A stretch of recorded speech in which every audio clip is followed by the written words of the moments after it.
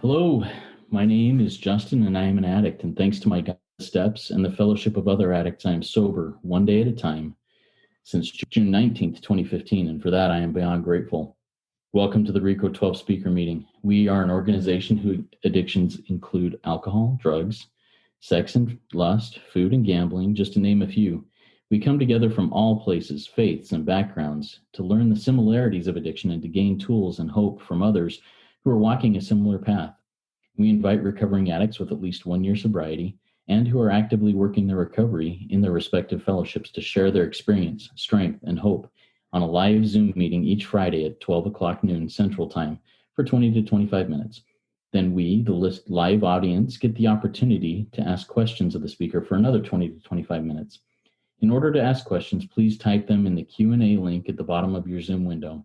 If you are hearing this podcast recorded and would like to participate as a live audience member in a future meeting, or if you would like to be a guest speaker in a future meeting, please go to www.reco12.com, that's RECO12.com, to learn more and submit your email address there to receive weekly invitations or to submit to become a guest speaker. We're booking dates in December right now for guest speakers, so we are pretty much booked out until then, but we're happy to keep going into the future. It's awesome. RICO 12 is an ad-free service, and we appreciate your help in keeping it that way. We gratefully accept contributions to help cover the costs of the Zoom platform, podcast platform, web hosting, and administrative costs. To contribute, you can go to reco12.com/support, or you can click the link to PayPal in the chat of the live meeting. When you contribute, please specify the meeting number. This is meeting number 16. Last week's meeting with Blake was a real good and real vulnerable meeting. It was very helpful for me. If you missed hearing that one or any other meeting we have done, you can listen to them in podcast form by searching for RICO 12 Speaker Meeting Podcast on virtually any podcast platform that you use. Or you can go to the RICO 12 website and find it under the link podcast. Now, about the RICO 12 Speaker Meeting Podcast, LBH60 said this recently in his review on Apple Podcasts. Inspiring. These podcasts give hope to the recovery community and those connected with them. Seeing the hope and growth shared by the invited guests gives hope to me and others in our personal recoveries. Thanks for making these podcasts available. Well, thank you, LBH60, for those kind words. If you, like LBH60, have found value in the RICO 12 Speaker Meeting Podcast, please go and rate and review it on the podcast platform of your choice. It helps get the message out there to the addict who suffers. Now, let's introduce our guest speaker for today, Dennis T. Dennis T comes to us from Alaska. His sobriety date is July 29th, 2014. He suffered from sexholism, drugs, and alcohol abuse for more than 45 years as a way to freedom from the pain of early childhood sexual abuse. By the grace of his higher power, he is living free, one day at a time, through working and practicing the spiritual principles he found in the program of recovery. His hope is that in sharing today, it will help one person find a way out of the torturous bondage of their hellish addiction. Take it away, Dennis. The floor is yours. All right. Well, thank you, Justin, and thank you for the opportunity. I'm just going to completely leave this up to my higher power, who I choose to call God today, and I'll start us out with a set-aside prayer. God, please set aside everything I think I know about you, me, the 12 steps, SA, recovery, living life, and especially spiritual matters, so that I may have an open mind for a new experience with all these things. Amen. And God, I just pray I get out of the way. I will take this next step and leave the results up to you. You know, my story started when I was about 3 years old, is the best I can guess. And children run out of joy, or they run out of fear and trauma. And I don't remember anything about the layout of that home almost 53 or 54 years ago, actually 55 years ago now. But I do remember the color of the walls, the layout of that room, the bed, but I can't see the shadowy figure that was in front of me. Still don't know. But all I know is I remember running out of that room in complete terror and fear, not understanding what had just happened. But what I gained from that, or what I received from that, was a pain inside that I couldn't explain. It wasn't like a pinch or a broken arm. It was like an emotional pain. It was like I didn't feel okay or comfortable inside. I felt very uneasy. And that started my journey to try to find a way to relieve that uncomfortableness. We had pornographic magazines in our homes, and as children, we were allowed to look at them. My brothers would look for a little bit and then they would go out and play, but something in those magazines really helped medicate that pain. I didn't know it at the time, but I know I felt good to look at them. One of the things in those magazines was the person in them was looking out at me, wanting me. And I think that had something to do with it. But I remember at about 5, me and my brother were playing, and we came into our bedroom, and there were little kids' beds. And there was a full-size adult woman laying there, pretending to be asleep. And I kind of knew she wasn't. And as I came around the bed, kind of curious, she had her upper portion of her body completely exposed. And I remember in that moment, to this day, like I was standing there, I went, and that was the first time that I felt total exhilaration, relief. I felt good. I know I wasn't born a sexaholic, but in that moment, a sexaholic was born. I had found a new drug that completely removed that pain. And as I went through life, I started masturbating at about 7. The very thing I think that caused it was the thing that I found in my life that would remove the pain. And as I started to get older, 8 and 9, and the pages of those magazines, the flat image just wasn't working anymore. It just didn't have the same effect. At about 10, I discovered we had a forum magazine that came in through one of the pornography magazines. This was like 1969 or 70.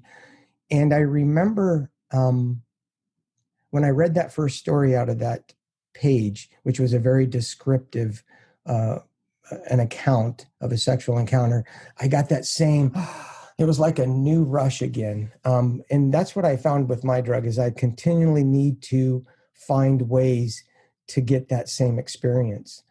I had to savor those stories over the next 30 days because the magazine only came in once a month, but I was introduced to fantasy in a whole brand new way. And that's where I lived for most of my life. It was a safe place for me. I always felt inadequate, unworthy, alone, and afraid.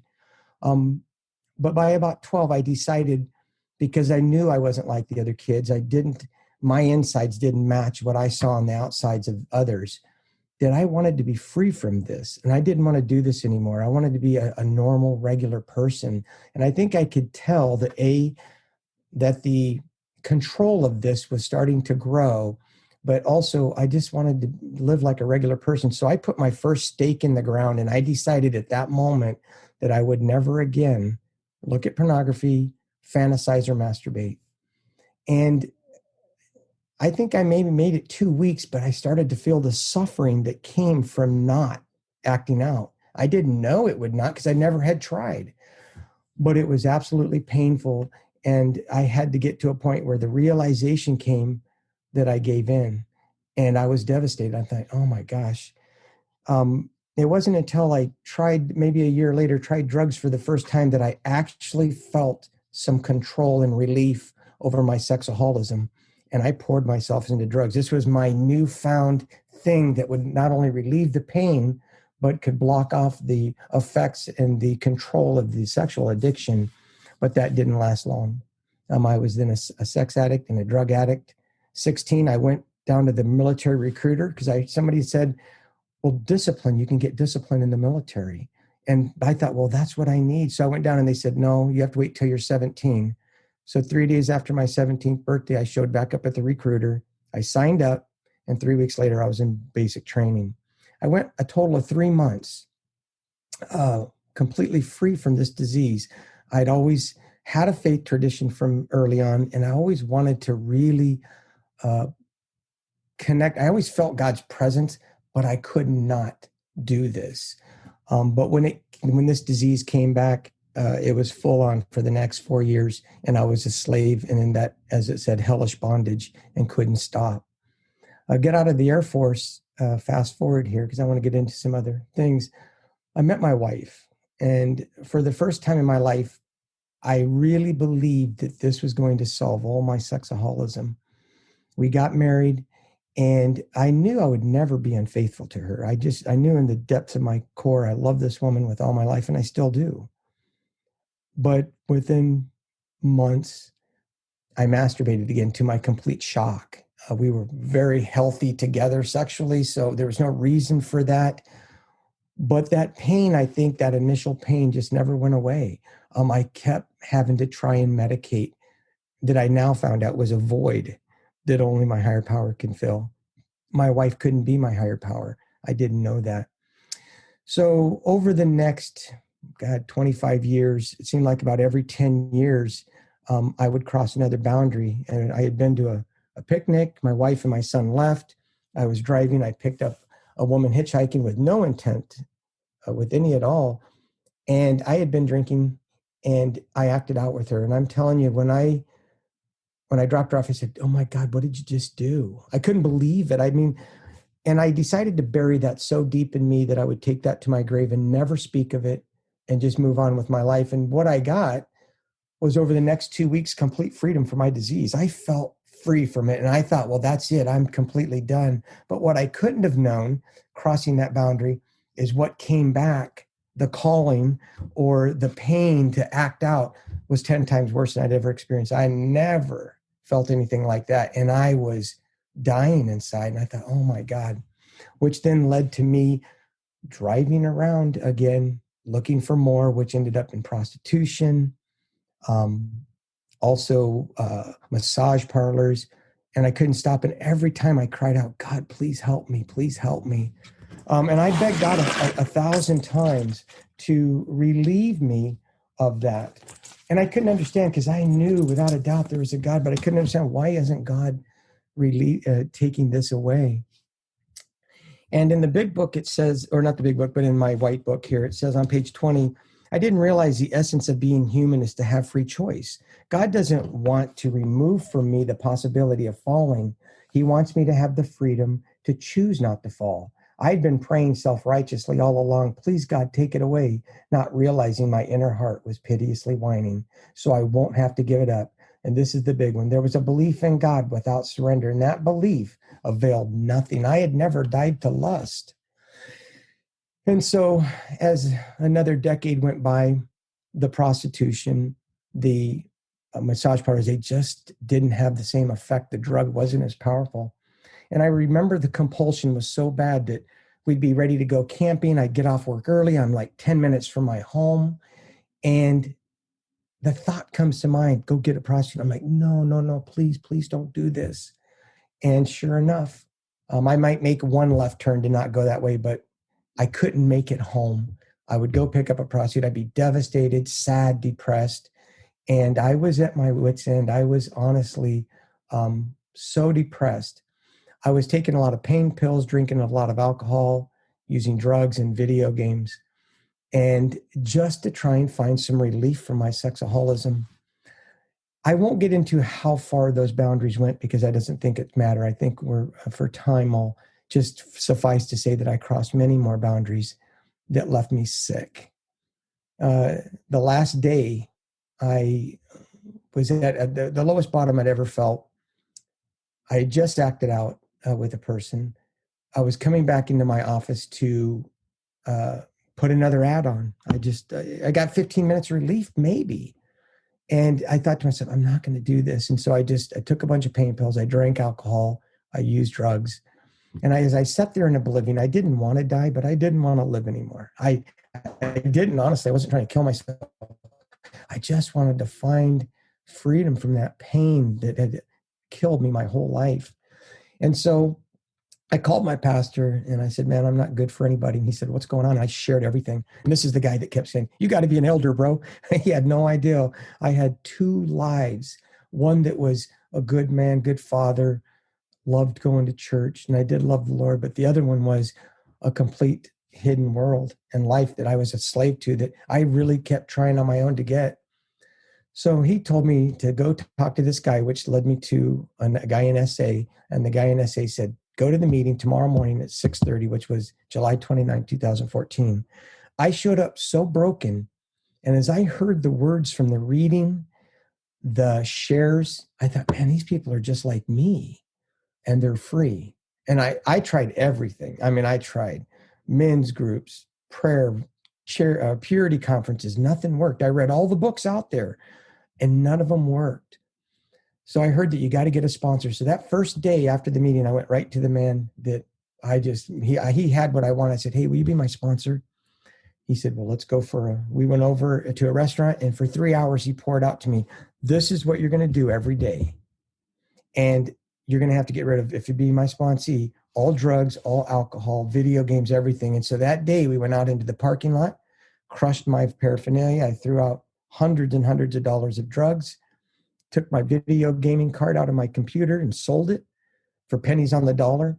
And I did everything that man asked me. And to me, I think the desperation was so powerful to be free of the pain that would not go away now, that I was willing to do anything. And I did everything he asked me. And man, did the miracle start to happen. I started being transformed immediately. And I was on day 4, and I was writing out my early sexual history. And all of a sudden, when that compulsion would hit, it would be like that breath. And I would just be a slave to it. I could not do it. And as I wrote out the early sexual abuse, I felt that. And I thought, oh no. And I prayed the prayer my sponsor gave me. God, I am powerless, and I need your power. Please lend me your power just for today. And in that moment, I felt that what only I could describe was like a wind that went in and through me. And for the first time since I was 12 years old trying to quit, that compulsion and that temptation just was squelched. And I felt peace and serenity. And I thought, oh my God, I don't ever have to do this again. I don't ever have to do this. And so I poured into my step work. I was going to meetings. I was calling 2 guys a day. And every time I got enough sobriety to get into another level of service, I jumped into that service. The things that my sponsor asked me to do, if I didn't like it, I did it. And I think that was the key. If I look back now, the willingness to do whatever I'm asked was the beginning of breaking down my will, that I'm turning my will and my life over to another person, my sponsor. And through that, my sponsor just kept me going through the steps. I started sponsoring. Everything was changing. And I found in that moment that when I would surrender the moment of temptation, if I would go to God immediately, it was like a Y in the road. 100% of the time before I took the drink, the attraction was not the drink. I would go to God immediately. God would, his presence, which is my power and comfort, would come in, relieve that. And my thinking would change, like, I really don't want this. And I would make a call. But if I paused in that moment and didn't go to God, I would start having to try and fight this again on my own. And any resistance exponentially powers the disease. And I would take the drink. And that poison would go into my system. God has never removed the poison after I've taken the drink. The effects are there. So the quicker I go to God, what happened is those temptations getting further and further apart, and the power in them was getting broken. And that was the obsession being broken. The power kept getting less and less of those temptations, and to where they were just like a little wisp of smoke. They would come and they'd be gone. But if I take the drink, the reverse happens. The obsession starts, every temptation gets more powerful, and I know I'm immediately in trouble. One of the first things, and this is what I was going to do, was freedom from lust in the marriage bed. I had to be free from all forms of lust, images, emails, thoughts, anything. I couldn't run even a thought because that was a drink for me. My sponsor asked me, he wants me to do 90 meetings in 90 days and to do 90 days of abstinence, which meant no sex with my wife whatsoever. But I was to get her permission. So I went home. She agreed 100%. In the 90 days of going without any sex, something will click in my mind. And along the way, he said, you will find that sex is optional. And I thought, that doesn't seem possible. But what happened is as we went through this 90 days of abstinence, it was very important, he said, that I want you to find intimacy, which is into me you see. I want you to start replacing all of the manipulation and everything that you used to have sex as the way to medicate. I want you to start finding a connection. So we went on dates, we went on walks, no sexual touch whatsoever. We could hold hands. And what started happening is, for the first time in my life, I started to notice the expressions on her face. I started to fall in love with her all over again. I started to enjoy just being with her and connecting with God. And I started to experience a spiritual connection with her like I'd never had. And when the end of the 90 days was getting close, I had a lot of fear because, man, I don't want to go back to my disease. I really don't. And I was really afraid. My sponsor really helped me through that. He encouraged me to do my prayer work. And one of the things that I asked myself before we are going to be physically intimate, number one, we have to have a spiritual connection through intimacy. We've had a great day. We've hung out. We're holding hands. We're really close. And we're going to be physically intimate. I get to ask myself 4 questions. Do I feel like I need this? If I feel like I need it, then it's lust and I can't have it. And sex is optional. Am I wanting this to relieve stress or find comfort? If I'm doing that, then once again, I'm trying to medicate with sex, and it's not healthy for a sexaholic. Non-sexaholics, I can't say what's right or wrong. I'm just saying this is my experience. And the 4th one was the big one. Am I wanting to have sex with my wife for a connection? That's the most deadly, because it's me making her my higher power. I need to be connected to God first and have a spiritual connection with her secondly.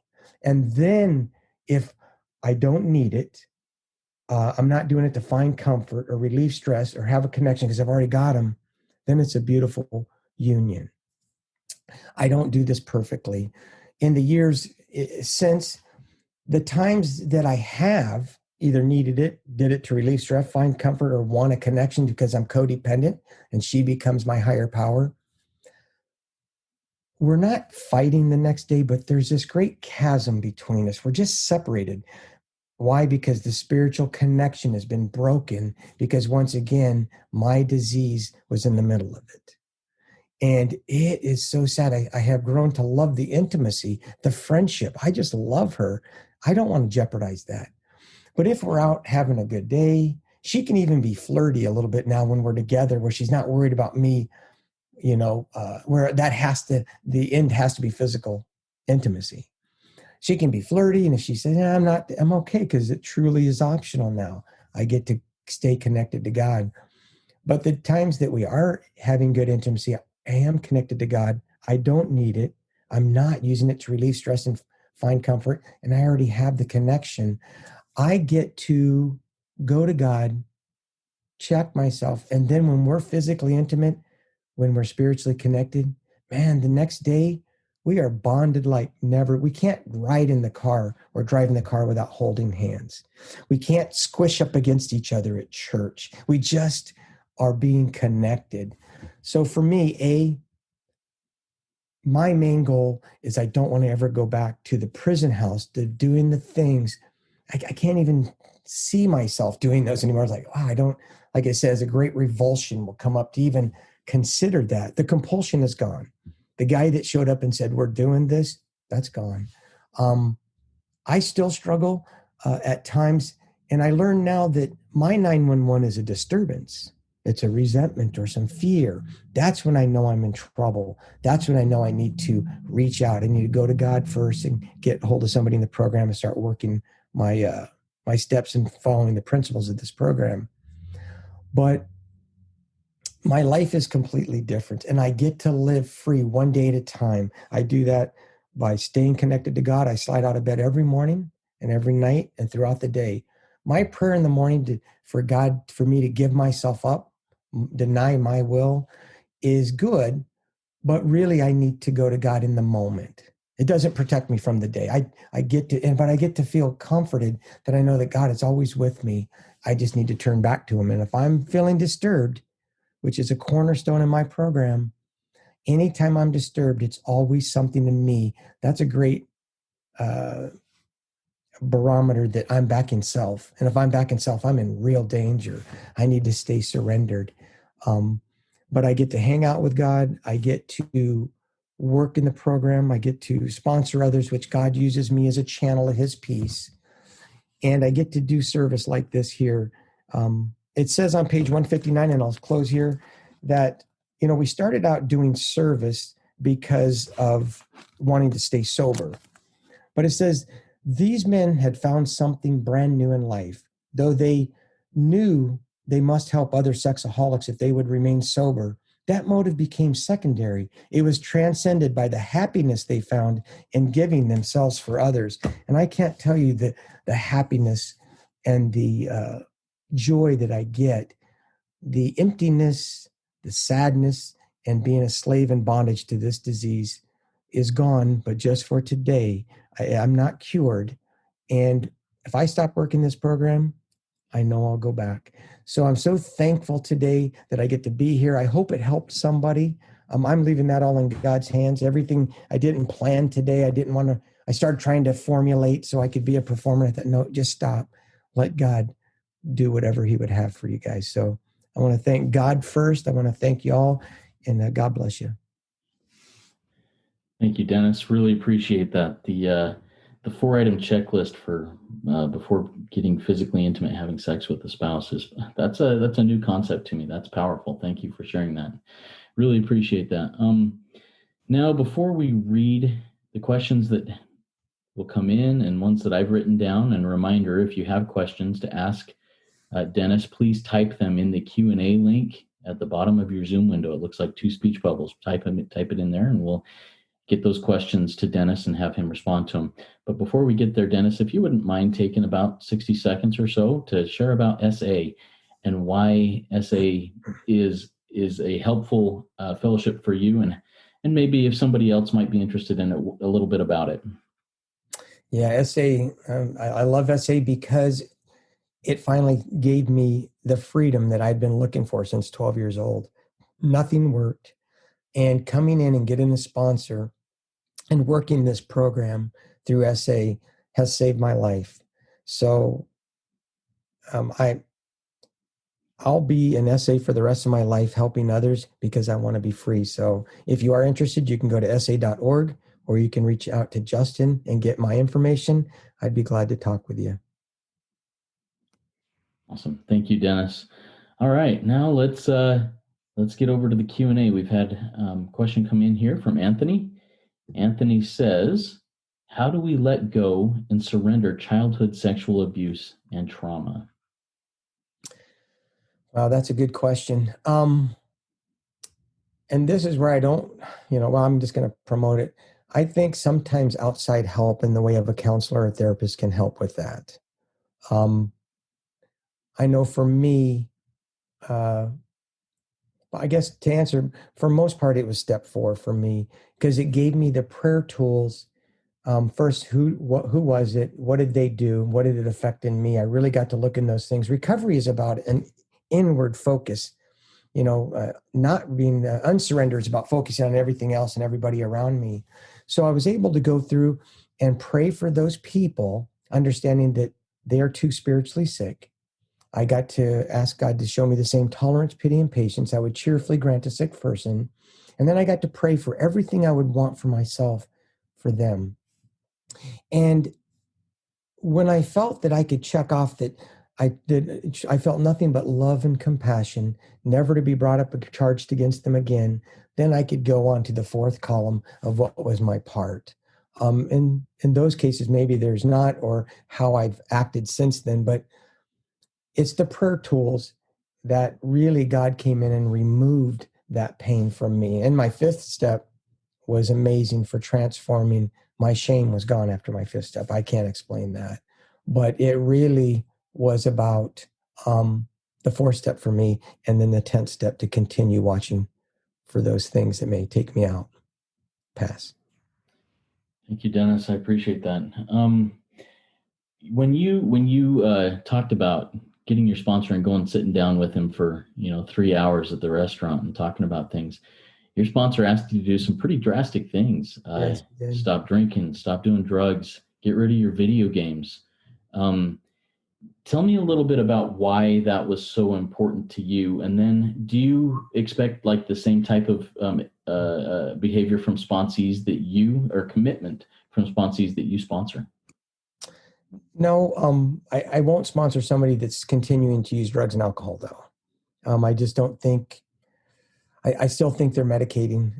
I guess my sponsor could tell I was doing 12 to 14 hours. I was first person shooter video gaming on the weekends every day, doing 2 before work, 2 after. So he could see that was a big drug of mine. But I think in order to recover, I have to stop medicating and start relying upon God. So when I have a sponsee, especially sponsees that are, if they don't have alcoholism, but they do drink, I ask them to go 90 days, without drinking. And if alcohol is a problem after that, then I ask them, it's just suggestions, right? Suggestions are like, hey, don't step off that 46th floor of that building. So it's up to them. But initially, I won't take a sponsee that's going to continue to use drugs and alcohol because I just don't think they'll be successful, but I could be wrong. Thank you, Dennis. Another question came in from John. He says, and I'm going to do a little bit of rewording of this, but he said, you mentioned your brother seemed to not be taken in by the pornographic magazines. Yep. Without taking their inventory or divulging things that you may feel inappropriate for you to do. Did they ever get taken in, and how are they doing now? My older brother was a heavy drinker, but just quit without no program. My other brother, no, he's never really been, addiction's just not been a problem with him. I don't know. I don't think either one of them were molested. I know I talked to my younger brother. We were out fishing once. He had nothing like that. But apparently the pornography didn't have the same effect on him that it had on me. I mean, I was using it, I think, to relieve the pain of the, my little brother doesn't remember any of it and he's not affected. So I can't say, I really don't know about them, but neither one of them are addicted to stuff right now that I know of. Thank you. I know that there are sometimes family, genetic things, generational things with addiction, but somehow some people avoid that, and that's awesome. I'm happy for them, and thanks for sharing that, by the way, Dennis.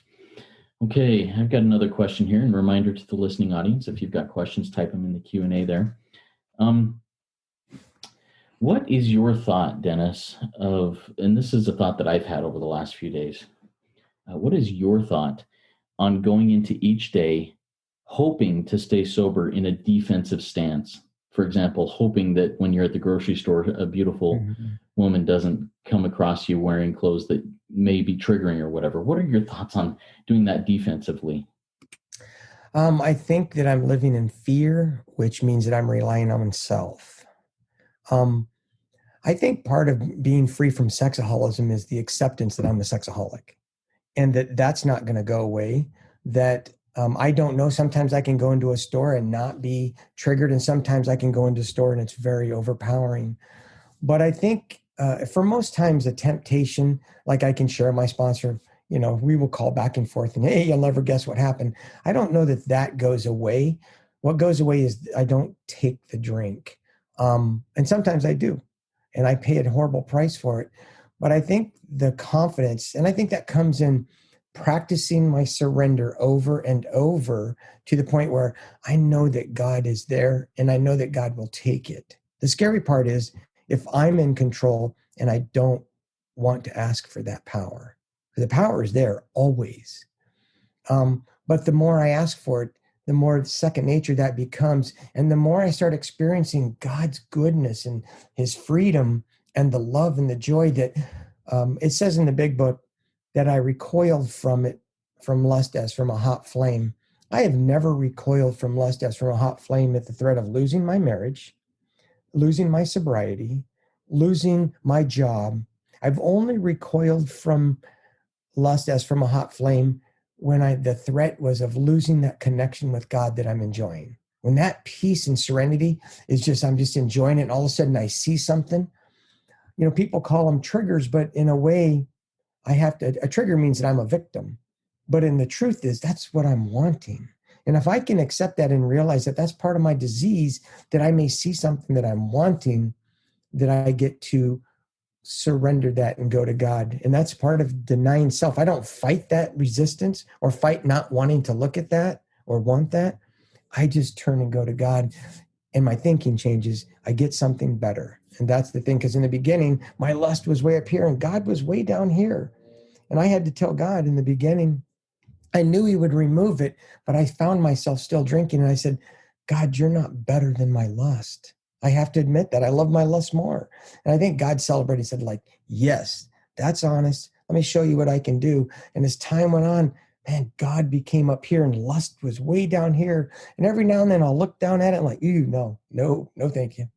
Because I don't want to go back to the prison house of where I came, which I can forget about that. But secondly, if I'm connected to God, I don't want to lose that connection. I'm enjoying it. Thank you, Dennis. And what does your, I don't know, morning routine, daily routine look like in order to connect with God and go prepare for that day, the day? Yeah, we have. There's a thing called the sobriety checklist that we centered in. It's basically every morning when I wake up, before I get up and use the restroom, I get to slide out of bed and I do my prayer work right then. I say, God, thank you for letting me wake up sober. God, I am powerless and I need your power. Please lend me your power. I do the 3rd step prayer, the 7th step prayer. I ask God to divorce me from self-pity, dishonest, and self-seeking motives. I said, show me the way of patience, tolerance, kindness, and love. I ask God for his power to continue to watch for selfishness, dishonesty, resentment, and fear. I do my 11th step prayer because I love that prayer. Let me be a channel of thy peace. I pray and ask God for knowledge of his will and the power to carry that out. And then I do my submission prayer where I give this day to you. And then I get up and do my days in our sponsees every day they read pages 30, 31, 86 to 88, and 417 through 420. 2 pages of the big book, 2 pages of the white book, 2 pages of spiritual literature. They call 2 guys and call me every day. They check in and tell me, what are your lust levels? They check in and tell me, what do you not want to tell me? That's always the big one. How are you feeling physically, spiritually? What are you feeling? We have 8 feelings that we go through because we start trying to identify with our feelings. What are we feeling? And we be of service of somehow. Usually when one of my sponsees hits 30 days, they start leading meetings. They hit 3 months. They start, if there's an open position, we plug them right into literature chair, secretary, treasurer, intergroup rep. We do something to have them being of service. And I also, as we do our daily calls, they will call in, oh, my wife, she's not the problem, right? If she's the problem, there is no solution. So, you get to, and that's the cornerstone. Anytime I'm disturbed, it's always something in me. That way I can take care of that and let them, how can you be of service to her today? Go do the dishes, take out the trash, be of service of some way, regardless of how she's being, because she's a sick and suffering person, just like me, and I get to not make that about me. That's easier said than done, by the way. Yeah. One thing that I have noticed from people who are enjoying recovery and healing with their connection with their higher power is that they devote quite a bit of time to that each day. And yes, I agree with that totally. What do you think your time commitment to your recovery each day seems to be on average? Oh, I don't know. Well, I'm retired now, so I don't need to go to a meeting every day. I've stopped going on Tuesdays and Wednesdays because I'm writing. I'm doing a lot of writing, but I think an hour a day is pretty average. Where I'm either talking to somebody, I'm reading something, I'm going to a meeting, sometimes more. So I don't. Here's what I'll say. Especially for newcomers coming in, I don't think it's so much important of what exactly you do as you follow your sponsor's suggestions. That's breaking, because remember, the disease isn't the prostitutes and the acting out, masturbating, pornography. That's not the problem. That's the solution to my problem. So what is my problem? Oh, it's all those defects. No, we come to find out it's really self, being in control and not surrendering that. And I have to be reminded, I put it on my big book. It says, it's not them, because I have to remember that the people in the world around me, they're not the problem. And if I can really go with that, then I can have the freedom and peace because it's within me. So I like that. And then I've got one more quick question. If anybody else from the listening audience has another question, please type it in. We'll get wrapping up here before too long.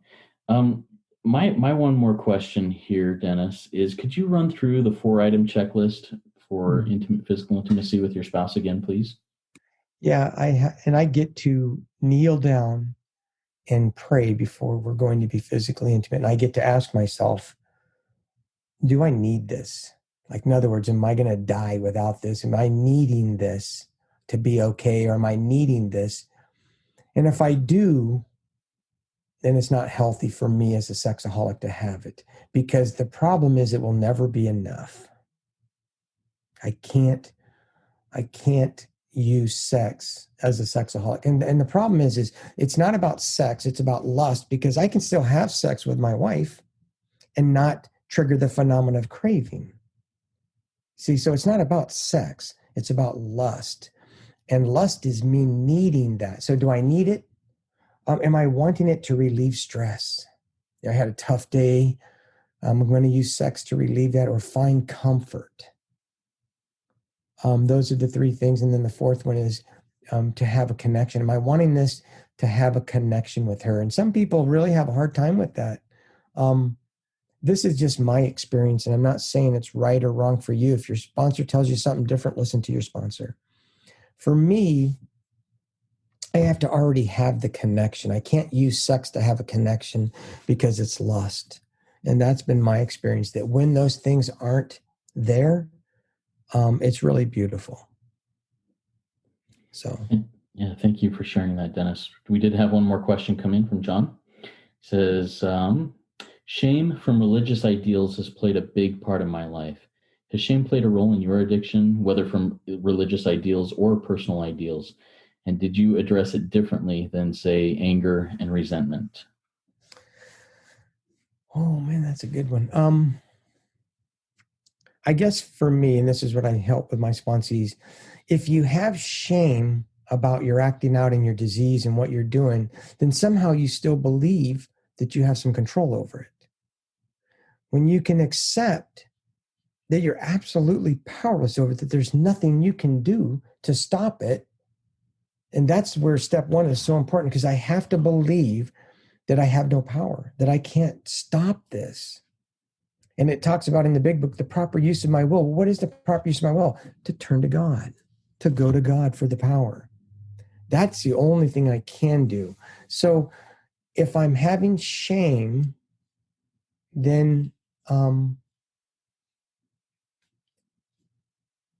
maybe I haven't accepted that I'm a sexaholic. But I think part of, and I don't want to get into somebody's faith tradition as far as what they're doing wrong. I like when a sponsee comes in, I get rid of all, it's neither right nor wrong. It's neither good or bad. It just is. Because if we're, remember, you're not a bad man getting good or a bad woman getting good. You're a sick man or woman getting better. We have a sickness and illness and a disease, and I'm absolutely powerless over that disease. And the minute I realize that and believe that, man, that power can come flooding in, because I know I can't. So if somebody acts out again and they feel all this shame, man, I ask them, did you have a choice? And you didn't. You don't. And the sooner that you can believe and understand that you have no power, that you have no choice over this stuff, is the sooner that you can start working your program. The work in the program. See, I got no power as a sponsor. I have no power. I am nobody's solution. The step work is where all the power and change happens. If you do the step work, like I tell my sponsees, if you follow my suggestions and do the step work, you will, I believe, get sober and recover. Thank you, Dennis. All right, before we wrap this up, do you have any final words of wisdom that you'd like to impart upon us? I guess, especially, I'll just talk to the newcomers here, that if you haven't found a sponsor, please go get a sponsor. Look around in your meetings, find somebody that has what you want, and ask them to be your sponsor. Just go up and ask them. If they say no, they can't, before you do that, always pray and say, send my sponsor to me. But start asking. And then once you have a sponsor, do everything they ask. Even if you don't want to, we have to put our recovery first. Anything I put ahead of my recovery, I'll lose. I have to put recovery first, and everything second will be a first-class life with that. So whatever your sponsor asks you to do, if you pick and choose those things, it's not going to work. Half measures availed us nothing. And it doesn't matter what they're asking you to do. What matters is that you're surrendering your will, which is the true disease that's killing me. That will change everything. If you just do what your sponsor asks you to do, you'll get free. I believe that. Do your step work. And the biggest thing is, it says, and I'll make this really quick, Jim's story said Jim had lost his family and his job, but he made a beginning, which means he worked steps 1, 2, 3. All went well for a while, but he failed to enlarge his spiritual life. I see how many people come in, work step 1, 2, 3, they get sober, and they start doing good. But the chronic relapsers, if you ask most of them, well, what step are you on? Step 4. When you get to step 4, it's the most beautiful step. It has the most powerful tools. Do your step 4 and don't stop. Because get through your steps. When you get through those steps, man, your life will change. Don't stop on step 4. Keep going. Pass.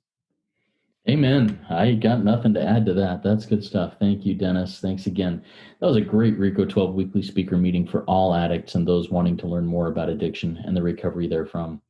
If we didn't get to your question, or if you have other questions, please go to rico12.com/forum and join in our community and ask those questions and answer others' questions that will come up there. I invite the audience to come back next week.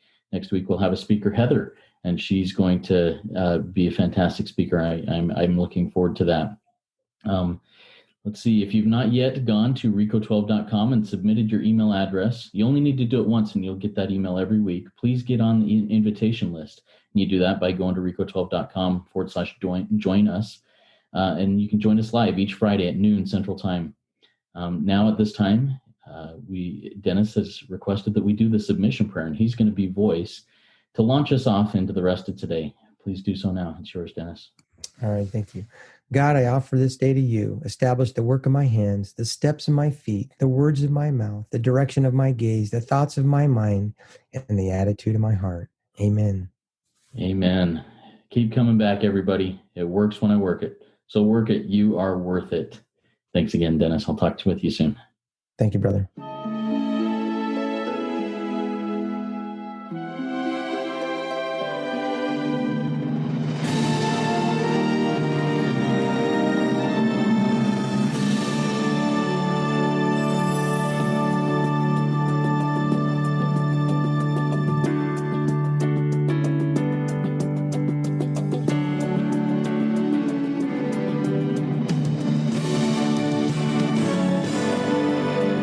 Standing still a moment, carving out this time, reflecting on the landscape of this life of mine. Peaks too high to conquer, streams too wide to cross, troughs too deep to walk through without incurring loss. Yet here I am, still standing tall, despite the rough terrain.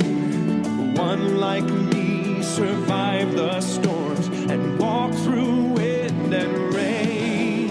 Still standing, I will fight the good fight, still searching for glimmers of light, feet still on the ground. I can still be found, standing still.